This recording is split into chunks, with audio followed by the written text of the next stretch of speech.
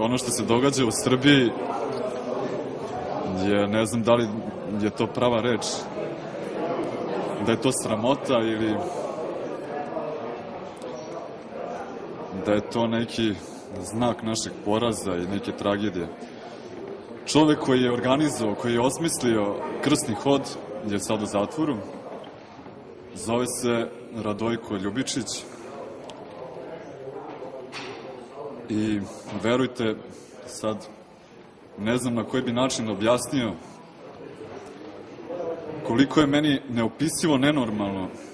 što neko ko organizuje krsni hod uz pomoć sistema koji je u Beogradu završi u zatvoru zato što je čovek kao pravoslavan i pobožan i rodoljub branio zdrav stav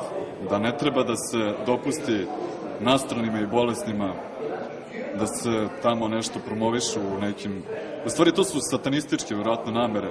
koje su predstavljene kao neka ljudska prava, što je potpuno nenormalno zdravom čoveku može da deluje. Ono što hoću da kažem da je velika sramota što i jedna i druga strana, znači državno rukovodstvo Srbije, od Borisa Tadića do ovde vaših koji su, ne znam ko je tu sve na vlasti, Dodik, kako se zove, znači oni su potpuno neupoznati sa tim da postoji inicijativa mladih ljudi, da ne postoji granica između Srbije i Republike Srpske. To je takva sramota da ja ne znam šta da kažem, ti ljudi bi stvarno trebali da se stide, da oni koji je to osmislio i organizovao, da je sad u zatvoru. Šta vi želite da pokažete?